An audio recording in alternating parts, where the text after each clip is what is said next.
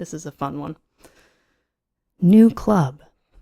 An excerpt from American Psycho by Bret, Easton, Ellis. New Club. Thursday night, I run into Harold Carnes at a party for a new club called World's End that opens in a space where Petty's used to be on the Upper East Side. I'm with Nina Goodrich and Jean in a booth, and Harold standing at the bar drinking champagne. I'm drunk enough to finally confront him about the message I left on his machine. Excused from the booth, I make my way to the other side of the bar, realizing that I need a martini to fortify myself before discussing this with Carnes. It has been a very unstable week for me. I found myself sobbing during an episode of Alf on Monday. Nervously, I approach. Harold is wearing a wool suit by Jeeves and Hawkes, a silk twill tie, cotton shirt, shoes by Paul Stewart. He looks heavier than I remember. "Face it," he's telling Truman Drake, "the Japanese will own most of this country by the end of the 90s. Relieved that Harold is, as usual, still dispensing valuable and new information, with the addition of a faint but unmistakable trace of, God forbid, an English accent, I find myself brazen enough to blurt out, "Shut up, Carnes, they will not." I down the martini, stolely, while Carnes, looking quite taken aback, stricken almost, turns around to face me, and his bloated head breaks out into an uncertain smile. Someone behind us is saying, "But look what happened to Gecko."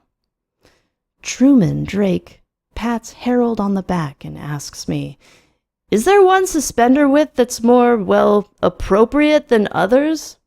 Irritably, I push him into the crowd and he disappears.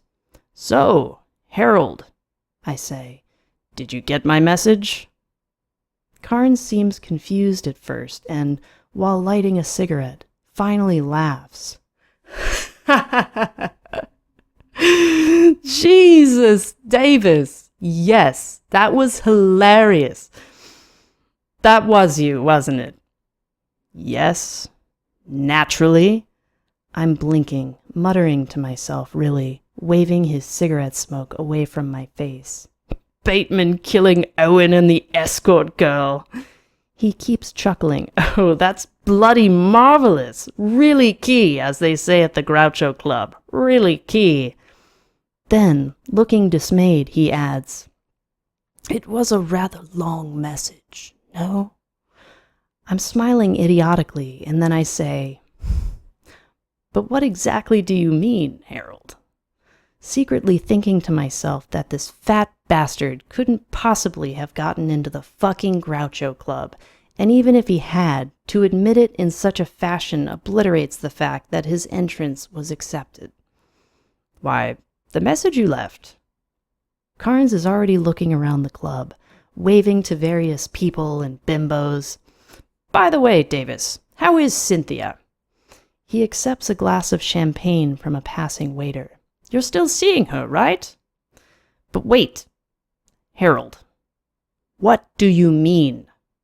I repeat emphatically. He's already bored, neither concerned nor listening, and excusing himself, says, "Nothing. Good to see you. Oh my, is that Edward Towers?" I crane my neck to look, then turn back to Harold. "No," I say. "Carnes, wait." "Davis," he sighs, as if patiently trying to explain something to a child. "I am not one to badmouth anyone. Your joke was amusing, but come on, man. You had one fatal flaw. Bateman's such a bloody ass-kisser, such a goody-goody, that I couldn't fully appreciate it. Otherwise, it was amusing. Now let's have lunch. We'll have dinner at 150 Worcester or something with McDermott or Preston. A real raver." He tries to move on. "Raver? Raver? Did you say raver? Carnes? I'm wide-eyed, feeling wired, even though I haven't done any drugs. What are you talking about? Bateman is what?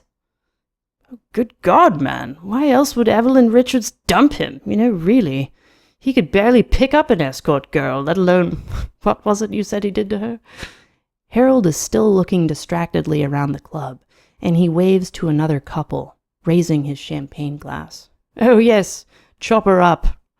He starts laughing again, though this time it sounds polite. Now, if you'll excuse me, I must really... Wait! Stop! I shout, looking up into Karn's face, making sure he's listening. You don't seem to understand. You're not really comprehending any of this.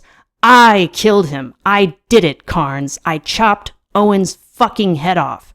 I tortured dozens of girls. That whole message I left on your machine was true. I'm drained, not appearing calm, wondering why this doesn't feel like a blessing to me. Excuse me, he says, trying to ignore my outburst. I really must be going. No! I shout. Now, Carnes, listen to me. Listen very, very carefully. I killed Paul Owen and I liked it. I can't make myself any clearer.